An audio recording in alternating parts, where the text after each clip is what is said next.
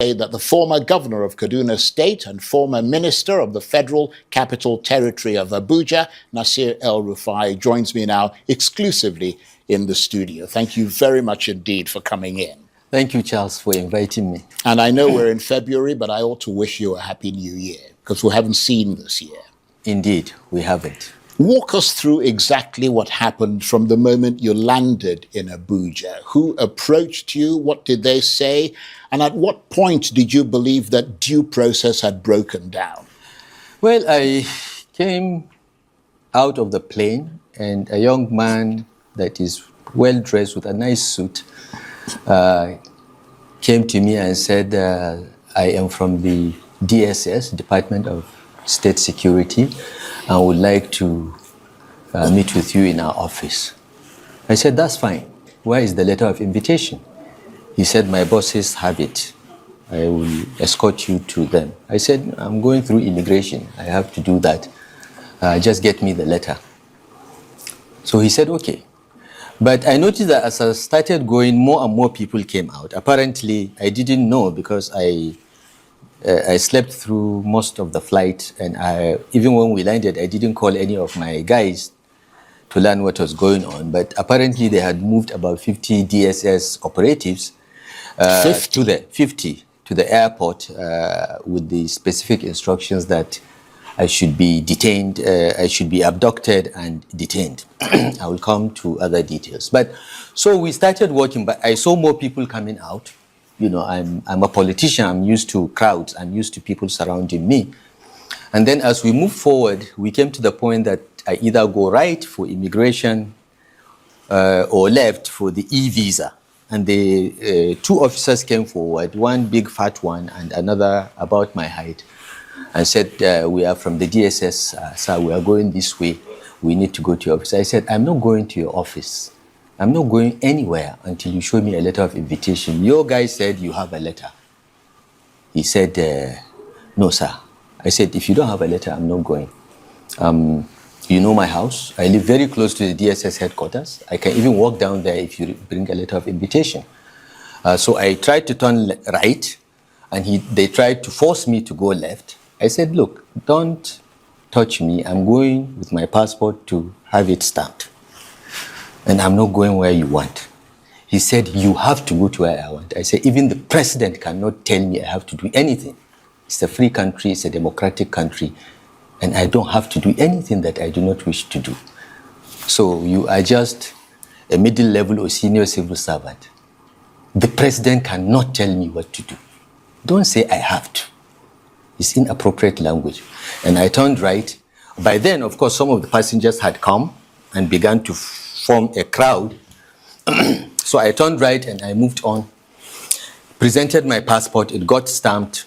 And remember, before you stamp the passport, a DSS operative has to look at it and then hand over to the immigration officer. This were done. If there was any issue that is really official, the DSS operative would have told me we've been asked to hold your passport.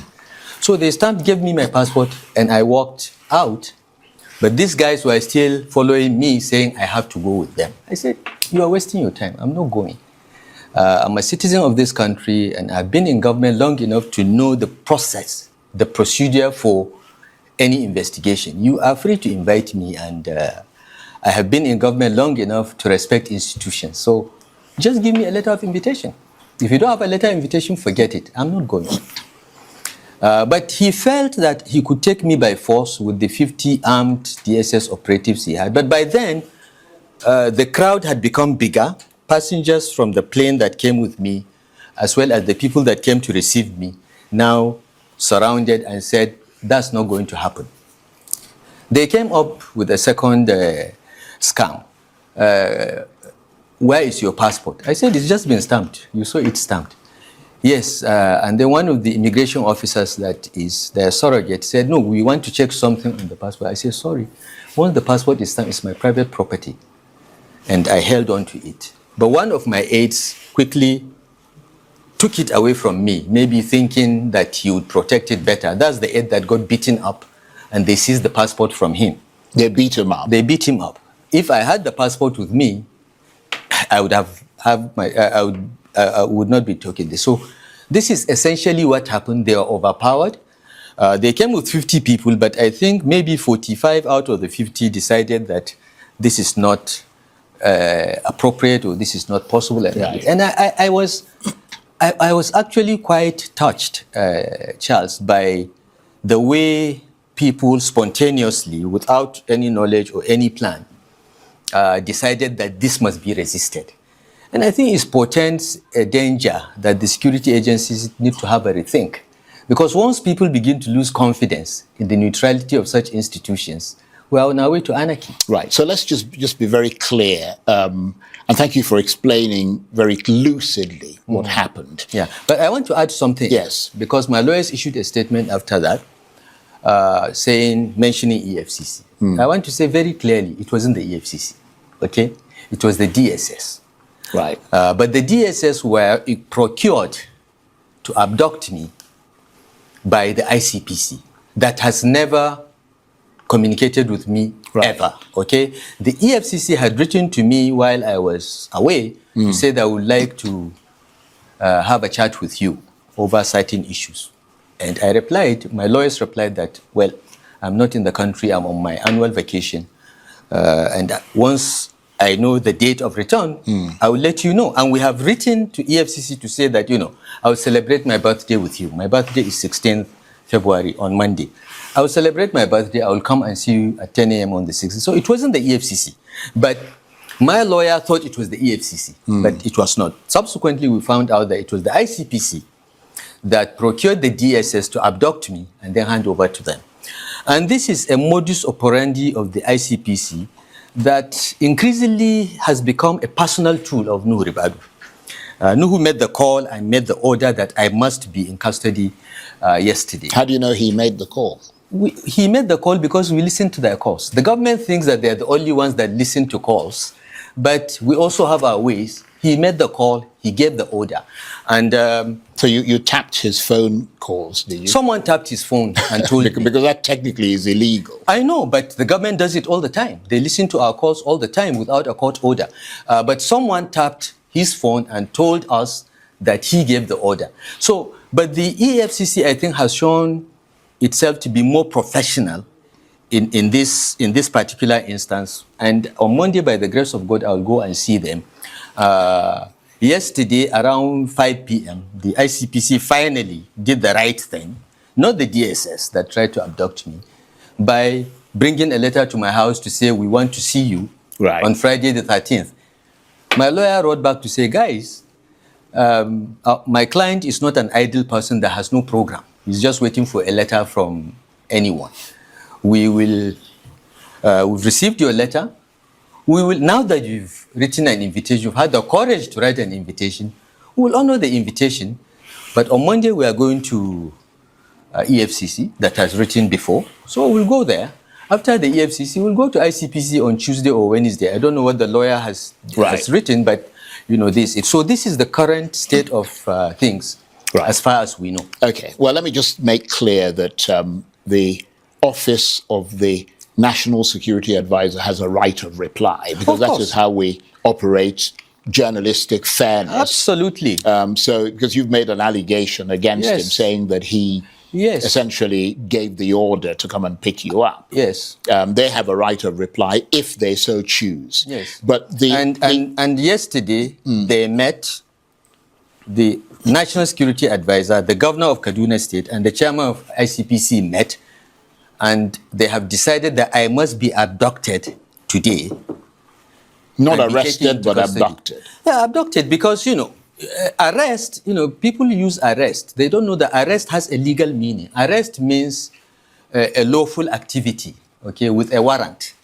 The police have, under the Police Act, they have a clear, they can arrest you without a warrant. But every other agency must go to a judge and show cause, So when you try to take a person without a valid order, it's not an arrest, it's an abduction. But critics might argue, and we could quibble over the law and the legality of it, but they might argue that once an investigative agency issues an invitation, timing is at its discretion, not yours. why should the EFCC or the ICPC or whatever wait for your chosen date rather than compel attendance immediately? If they want to compel attendance, they need a court order to convince a judge why time is of the essence. There is no law in Nigeria that says once you're invited on a particular date, you must go that instance. You have your life, you have your plans, and some things cannot be postponed. You may have business transactions that you lose millions of dollars. They are not going to compensate you if you miss those meetings. So the law does not give them blank check to call you at their convenience. If it is not convenient, your lawyer would write and negotiate and say, look, he will come at this time. Right. Other critics might say that powerful politicians like you often frame investigations as persecution. Why should Nigerians see this as a constitutional issue and not simply due process catching up with you? Look, Charles, I have been in public service from 1999 to 2007. I left, went into opposition for 8 years, and have been in government for another 8 years, okay? So I have 16 years record of public service. And I have challenged every Nigerian that has worked with me or knows me to come forward to you and expose me if I've ever taken a bribe or demanded a bribe or done anything unlawful in the course of my duties. Right. I have said that on national television. There are 250 million Nigerians to come forward and prove me wrong. Well, okay, so yeah. I'm coming. Sure. And in this latest round of persecution, I've been persecuted before by the Eradua Jonathan administration. That's all documented in my book, The Accidental Public Servant, where they investigated me ad infinitum and found nothing. In the end, I was charged to court for one alleged offense that in my tenure as Minister of FCT, in which I approved the allocation of land to 27,000 people and companies, one of the 27,000 plots was allocated to my wife. That's abuse of office. They lost. The judge abused the EFCC and warned them not to do things like that. So I have been through this. Now, this round of persecution was designed by the federal government, and they have used my successor, Ubasani, to be the enabler. They have investigated me since June 2023 in Kaduna and have come up with nothing. They have arrested my former chief of staff, my commissioner of finance, my commissioner of local government, virtually all our senior officials, my senior advisor, Councillor Jimmy Lawal. They have been interrogated. They have tried to pin things on them. They have charged them to court. Most of the charges are frivolous, and I'm quite confident they will lose. They will all be discharged and acquitted. They have not found anything. Well, in fact, right. Charles, they have got so desperate now, they have stopped going after those that have worked with me in Kaduna. They now randomly go after businessmen, private sector people that are suspected to be my friends. One of them has been in ICPC detention for 73 days today. Even though he has got an order from a court for him to be granted bail, they said they are not going to grant bail. Why? They are under orders. So this young man, Ahmad Sule of TMDK, has been in ICPC detention for 73 days without bail. They have procured a judge in Kaduna, by the whom I have submitted a petition to the NJC for his misconduct. They have used that judge not to grant him bail, to say, I will do accelerated hearing.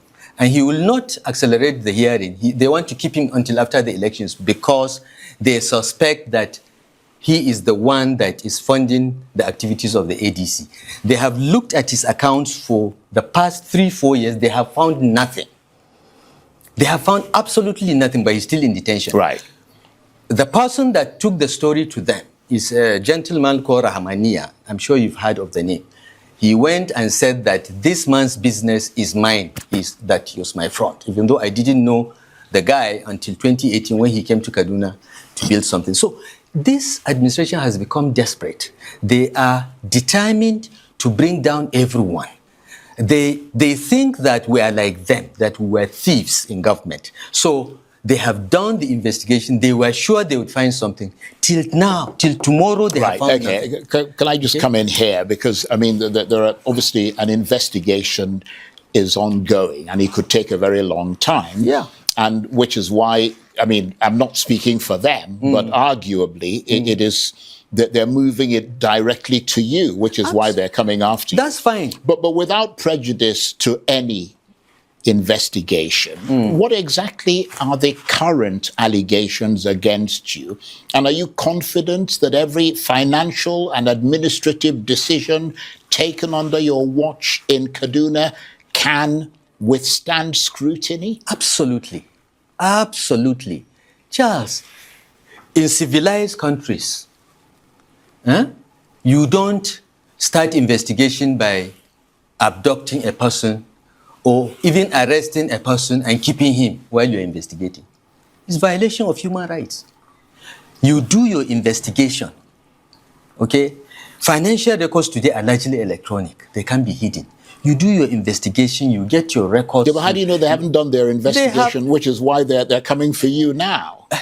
They have done their investigation and have found nothing. Okay? Yeah, but you don't know that. You haven't answered to them. I will go to them. Right. Charles, I've been around this system. I know what's going on, even in those institutions. I have an idea what's going on. So are you suggesting that political motives are at play? Absolutely.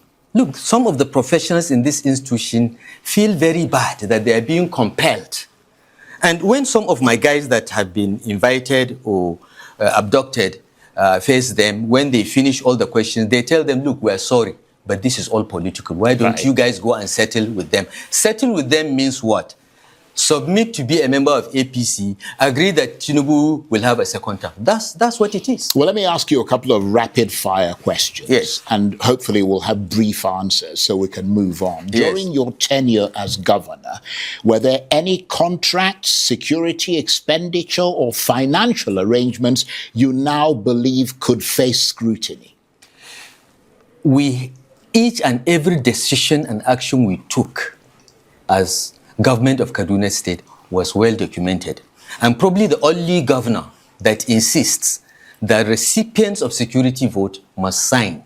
We want their names on the record, okay? The Commissioner of Internal Security has a wide degree of discretion to do things, but I've told him, keep your records, because one day questions will be asked. We are a heavily documented government, Charles. Well, the reason everything that has come to me, up to my level, for approval or endorsement, I have records.